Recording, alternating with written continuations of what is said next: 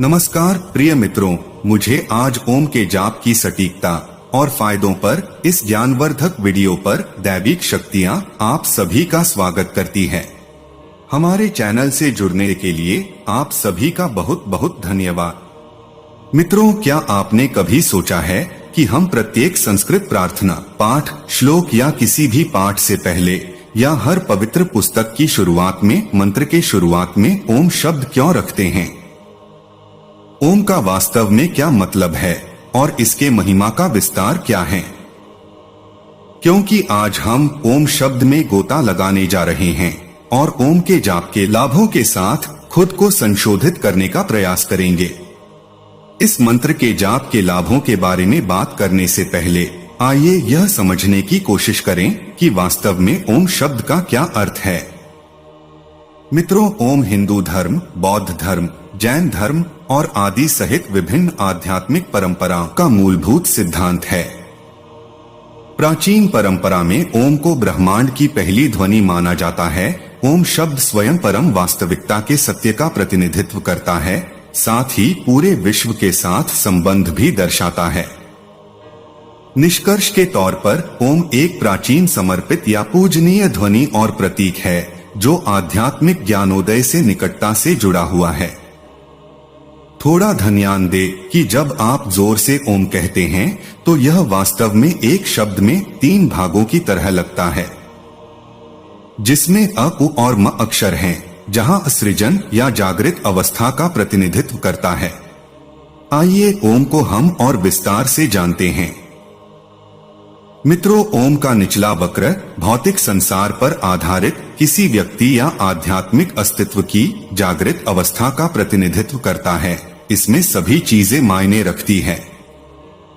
शीर्ष वक्र अचेतन या अवचेतन अवस्था का प्रतिनिधित्व करता है। यह वह जगह है जहां दिमाग बंद हो जाता है और किसी भी चीज की इच्छा नहीं करता है।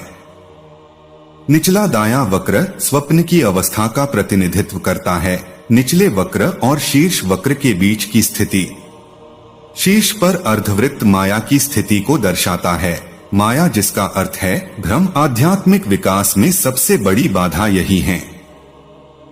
शीर्ष पर स्थित बिंदु चेतना की उच्चतम स्थिति यानी आध्यात्मिक आनंद की अंतिम स्थिति का प्रतिनिधित्व करता है। अब जानते हैं कि ओम मंत्र का जाप 3 बार क्यों किया जाता है। क्या आपने देखा है कि हम एक बार में 3 बार ओम शांति या ओम का जाप क्यों करते हैं? ऐसा इसलिए है क्योंकि इसका जाप हमारे शरीर, मन और आत्मा की शांति के लिए किया जाता है। यह हमारे अतीत, वर्तमान और भविष्य को शांत बनाने के लिए भी है। अब अगर हम इसे वैज्ञानिक तरीके से बात करें तो जब आप पहली बार ओम का जाप करते हैं तो यह शरीर को फिल्टर करता है और दर्द और असुविधाओं से गुजरने की स्थिति से मुक्त करता है, जिससे शरीर तरोताजा हो जाता है। जब आप दूसरी बार ओम का उच्चारण करते हैं तो शांति के बारे में एक असंगत भावना मन में घूमती है और फिर मन अपनी नकारात्मक भावनाओं और तनावों को प्रकट करता है। जब आप तीसरी बार ओम का उच्चारण करते हैं तो यह आध्यात्मिक अनुभव के एक उन्नत रूप से गुजरता है जो किसी व्यक्ति की आत्मा को छू जाता है। यह आध्यात्मिक उन्नति की ओर ले जाता है। अब जानते हैं कि हम 108 बार ओम का जाप क्यों करते हैं। संख्या 108 को पवित्र माना जाता है क्योंकि इसका प्रतीक ब्रह्मांड का प्रतिनिधित्व करता है। क्योंकि सूर्य और चंद्रमा से पृथ्वी की औसत दूरी उनके संबंधित व्यास का 108 गुना है। संख्या 108 को संपूर्ण अस्तित्व की प्रस्तुति के रूप में देखा जाता है। इसलिए ओम मंत्र या किसी अन्य मंत्र का 108 बार जप करने से व्यक्ति को ब्रह्मांड के कंपन के साथ सामंजस्य लाने में मदद मिलती है। अब बात करते हैं कि ओम के जाप से क्या लाभ मिलता है।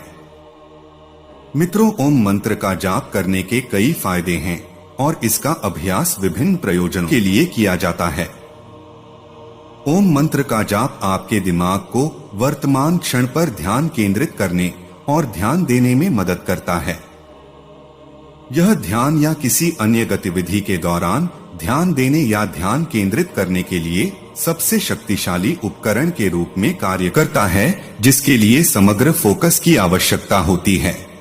ओम के उच्चारण की ध्वनि या लयबद्ध शक्ति शांति और संयम का स्पर्श ला सकती है। तनाव और चिंता को कम करने में भी मदद करती है। यह आंतरिक शांति की स्थिति को प्रोत्साहित करता है। ओम को ब्रह्मांड की पहली ध्वनि माना जाता है। ओम का जाप व्यक्ति को आध्यात्म से जोड़ सकता है।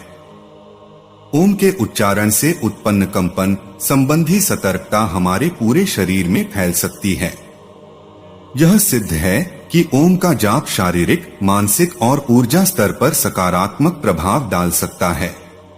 किसी व्यक्ति के समग्र कल्याण को भी बढ़ावा देता है। ओम का जाप आपके पेट के लिए फायदेमंद हो सकता है। जैसा कि अध्ययनों से पता चला है कि ओम मंत्र का जाप करने से आपके पेट की मांसपेशियों को आराम मिल सकता है। ओम का जाप आपके वास्तविक अस्तित्व से जुड़ने में मदद करता है। जैसा कि हम सभी जानते हैं कि योग का अर्थ है जोड़ना, अर्थात अपने आप के अंदर परमेश्वर से जुड़ना है।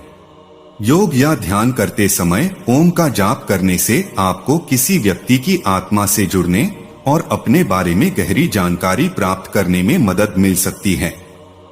तो यह निष्कर्ष निकालने के लिए तनाव के इस समय के दौरान हमारे दोष असंतुलित हो सकते हैं। इसलिए इससे छुटकारा पाने के लिए ओम मंत्र का जाप करने से व्यक्ति को इन दोषों पर ध्यान देने और यह पहचानने में मदद मिल सकती है कि वास्तव में इन दोषों का मूल कारण क्या है और कैसे हम इससे उबर सकते हैं। अब जानते हैं कि ओम का जाप करने से शक्ति कैसे प्राप्त होगा और समस्त कष्टों से मुक्ति कैसे मिलेगी। मित्रों, ओम के उच्चारण में संपूर्ण ब्रह्मांड का ज्ञान छिपा है। कहा जाता है कि ओम के जाप से परमपिता परमेश्वर प्रसन्न होते हैं। क्योंकि ओम ईश्वर के सभी रूपों का संयुक्त रूप है, ओम को ब्रह्मांड की आवाज भी कहा गया है। सारे कष्ट दूर करता है। ओम ओम के जाप से मिलते हैं ईश्वर, ब्रह्मांड की आवाज है ओम। हिंदू धर्म में मंत्रोच्चारण का बहुत महत्व है और सभी मंत्रों का उच्चारण ओम से ही शुरू होता है। हिंदू धर्म की परंपराओं के अनुसार ओम एक शब्द नहीं बल्कि पूरा संसार है। सदियों से हमारे ऋषि मुनि ओम का उच्चारण करके तप, योग और साधना करते आए हैं। इस चमत्कारी शब्द में इतनी शक्ति है कि केवल ओम के जाप से ईश्वर को पाया जा सकता है। आइए जानते हैं ओम की कल्याणकारी शक्तियों के बारे में और ओम का उच्चारण कैसे करना चाहिए। ओम का पौराणिक महत्व क्या है? ओम के उच्चारण में संपूर्ण ब्रह्मांड का ज्ञान छिपा है। कहा जाता है कि ओम के जाप से परमपिता परमेश्वर प्रसन्न होते हैं। क्योंकि ओम ईश्वर के सभी रूपों का संयुक्त रूप है, इस चमत्कारी शब्द में इतनी शक्ति है कि केवल इसके जाप से ईश्वर को पाया जा सकता है। ओम शब्द में पूरी सृष्टि समाई हुई है। इसके उच्चारण से सकारात्मक ऊर्जा का संचार होने लगता है। ये ध्वनि इंसान की सुनने की क्षमता से बहुत ऊपर है। कहा जाता है कि संसार के अस्तित्व में आने से पहले जिस प्राकृतिक ध्वनि की गूंज थी वह ओम की ही थी। यही संपूर्ण ब्रह्मांड की आवाज है। ओम का उच्चारण करते समय इन बातों का ध्यान रखना चाहिए। ओम का उच्चारण हमेशा स्वच्छ और खुले वातावरण में ही करें। ओम का उच्चारण करने से हमारे शरीर में स्वच्छ हवा जाती है, जो शरीर के लिए बहुत लाभदायक होती है। ओम का उच्चारण सुखासन, पद्मासन, वज्रासन आदि मुद्रा में बैठकर ही करना चाहिए। 5, 7, 11 या 21 बार ओम का उच्चारण करना उपयोगी माना गया है। ओम का नियमित जाप करने से व्यक्ति के अंदर आत्मज्ञान का उदय होता है। हृदय रूपी गुफा में जहां आत्मा निवास करता है, उससे साक्षात्कार होने लगता है। व्यक्ति के शरीर के अंदर की जितनी भी नकारात्मक ऊर्जा होती है, वह बाहर निकल जाती है और शरीर में सकारात्मक ऊर्जा का संचार होता है। हृदय में विज्ञान का उदय होता है। मित्रों, सारे शास्त्र स्मृतियों का मूल वेद है। वेदों का मूल है गायत्री और गायत्री का मूल है ओमकार। ओमकार से गायत्री, गायत्री से वैदिक ज्ञान और उससे शास्त्र और सामाजिक प्रवृत्तियों की खोज हुई। सब मंत्रों में ओम को राजा कहा गया है। ओमकार अनहद नाद है, यह सहज में स्फुरित हो जाता है। अकार, उकार, मकार और अर्धतन मात्रा युक्त ओम एक ऐसा अद्भुत भगवन नाम मंत्र है कि इस पर कई व्याख्याएं हुई, कई ग्रंथ लिखे गए, फिर भी इसकी महिमा हमने लिखी ऐसा दावा किसी ने नहीं किया। इस ओमकार के विषय में ज्ञानेश्वरी गीता में ज्ञानेश्वर महाराज ने कहा है, ओम नमो जी आद्या वेद प्रतिपाद्या, जय जय स्वसंवेद्या आत्मरूपा। उन्होंने परमात्मा का ओमकार स्वरूप से अभिवादन करके ज्ञानेश्वर महाराज ने ज्ञानेश्वरी गीता का प्रारंभ किया। ओम सबसे उत्कृष्ट मंत्र है। वेदव्यास जी महाराज कहते हैं कि मंत्राणां प्रणवः सेतु, अर्थात यह प्रणव मंत्र सारे मंत्रों का सेतु है। अगर कोई मनुष्य दिशाशून्य हो गया हो, लाचारी की हालत में फेंका गया हो, कुटुंबियों ने मुख मोड़ लिया हो, किस्मत रूठ गई हो, साथियों ने सताना शुरू कर दिया हो, पड़ोसियों ने पुचकार के बदले दुत्कारना शुरू कर दिया हो, चारों तरफ से व्यक्ति दिशा शून्य, सहयोग शून्य, धन शून्य, सत्ता शून्य हो गया हो, फिर भी हताश न हो, ऐसे व्यक्ति को कहीं और जाने की जरूरत नहीं है। केवल ओम मंत्र के जाप से ही उसके सारे कष्ट खत्म हो जाएंगे। ऐसे व्यक्ति को सुबह शाम 3 घंटे ओमकार सहित भगवन नाम का जप करना चाहिए। जब व्यक्ति इस ओमकार मंत्र का जप करता है तो 1 वर्ष के अंदर ही वह व्यक्ति भगवत शक्ति से सबके द्वारा सम्मानित, सब दिशाओं में सफल और सब गुणों से संपन्न होने लगता है। जो व्यक्ति अपने जीवन में सम्मान पाना चाहता हो, सभी को सम्मोहित करना चाहता हो, तो ऐसे व्यक्ति को किसी भी प्रकार की साधना करने की आवश्यकता नहीं है। ओमकार मंत्र का जप व्यक्ति को वह सब कुछ प्रदान करता है, व्यक्ति जिसकी कल्पना भी नहीं कर सकता। ओमकार मंत्र का जप व्यक्ति को सांसारिक सुख सुविधा से लेकर आध्यात्मिक सुख सुविधा भी प्रदान करता है। इसलिए मनुष्य को कभी भी अपने को लाचार, दीनहीन और असहाय मानकर कोसना नहीं चाहिए। भगवान आपके आत्मा बनकर बैठे हैं और भगवान का नाम आपको सहज में प्राप्त हो सकते हैं, फिर क्यों दुखी होना। मित्रों, अगर आपके जीवन में दुखों का पहाड़ गिर पड़ा है तो आपको परेशान होने की आवश्यकता नहीं है। आपको केवल सोने पहले एक काम करना है। आप रोज रात्रि में 10 मिनट या समय हो तो इससे ज्यादा भी कर सकते हैं। आपको केवल ओमकार का जप करना है और जप के पश्चात सो जाना है।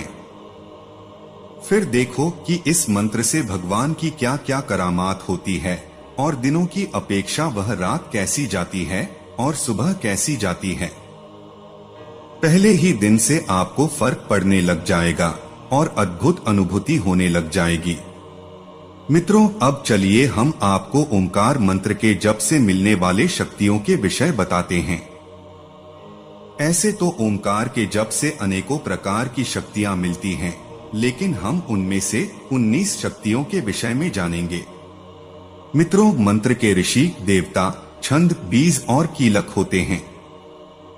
इस विधि को जानक गुरु मंत्र देने वाले सद्गुरु मिल जाएं और उसका पालन करने वाला सत्शिष्य मिल जाए तो काम बन जाता है। ओमकार मंत्र का छंद गायत्री है। इसके देवता परमात्मा स्वयं हैं और मंत्र के ऋषि भी ईश्वर ही हैं। भगवान की रक्षण शक्ति, गति शक्ति, कांति शक्ति, प्रीति शक्ति, अवगम शक्ति, प्रवेश अवति शक्ति आदि 19 शक्तियां ओमकार में हैं। इसका आदर से श्रवण करने से मंत्र जापक को बहुत लाभ होता है, ऐसा संस्कृत के जानकार पाणिनि मुनि ने बताया है। पाणिनि मुनि पहले महाबुद्धू थे, महामूर्खों में उनकी गिनती होती थी। 14 साल तक वे पहली कक्षा से दूसरी कक्षा में नहीं जा पाए थे। फिर उन्होंने शिवजी की उपासना की, उनका ध्यान किया तथा शिव मंत्र जपा।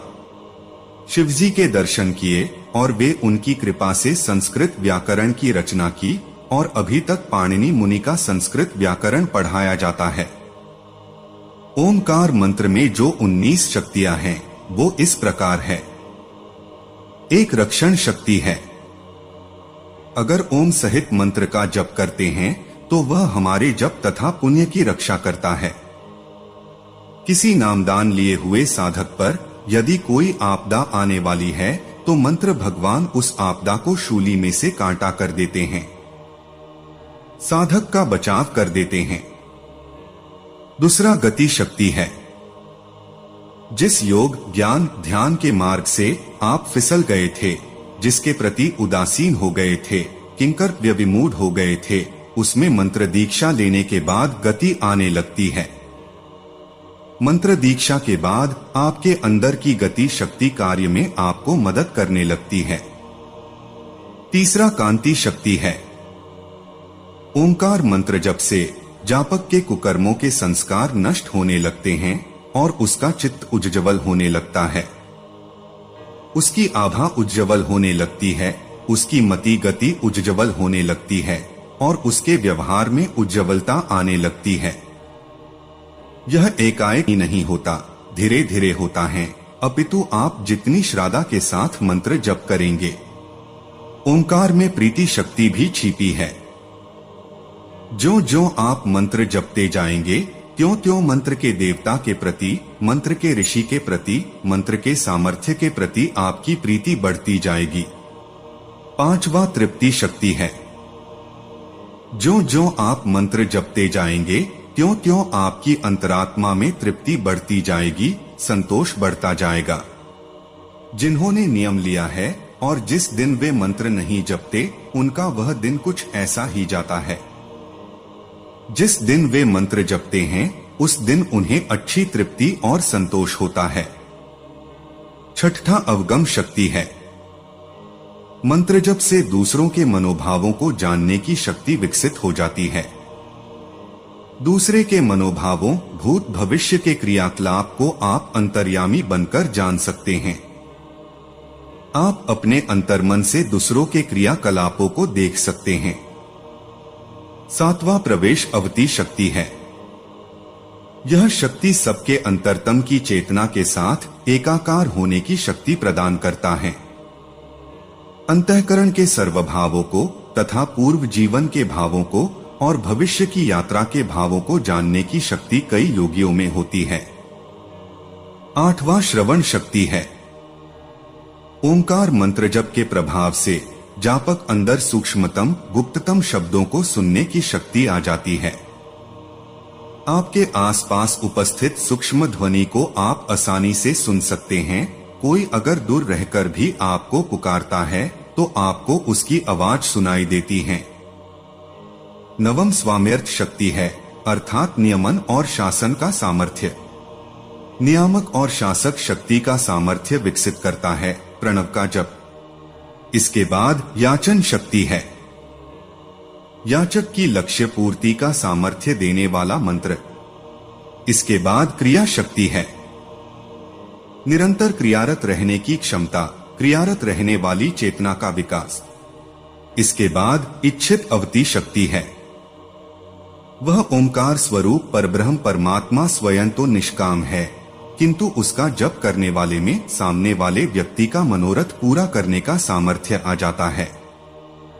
इसीलिए संतों के चरणों में लोग मत्था टेकते हैं, कतार लगाते हैं, प्रसाद धरते हैं, आशीर्वाद मांगते हैं। इसके बाद दीप्ति शक्ति है। ओंकार मंत्र जपने वाले के हृदय में ज्ञान का प्रकाश बढ़ जाता है, उसकी दीप्ति शक्ति विकसित हो जाएगी। 14 वाप्ति शक्ति है। अणु अणु में जो चेतना व्याप रही है उस चैतन्य स्वरूप ब्रह्मा के साथ आपकी एकाकारता हो जाएगी। इसके बाद आलिंगन शक्ति है। यह अपनापन विकसित करने की शक्ति है। ओंकार के जप से पराये भी अपने होने लगेंगे। 16 हिंसा शक्ति है।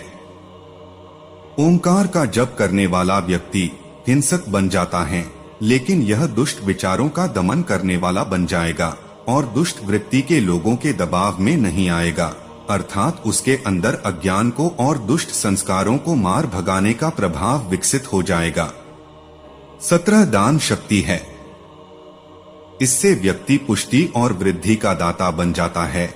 फिर वह मांगने वाला नहीं रहेगा, देने की शक्ति वाला बन जाएगा। वह देवी देवता से, भगवान से मांगेगा नहीं, स्वयं देने लगेगा। 18 भोग शक्ति है। प्रलयकाल स्थूल जगत को अपने में लीन करता है। ऐसे ही तमाम दुखों को, चिंताओं को, खिंचावों को, भयों को अपने में लीन करने का सामर्थ्य होता है प्रणव का जप करने वालों में। जैसे दरिया में सब लीन हो जाता है, ऐसे ही उसके चित्त में सब लीन हो जाएगा और वह अपनी ही लहरों में लहराता रहेगा, मस्त रहेगा। इसके बाद वृद्धि शक्ति है। इसे प्रकृतिवर्धक, संरक्षक शक्ति मिलती है। ओम का जप करने वाले में प्रकृतिवर्धक और संरक्षक सामर्थ्य आ जाता है।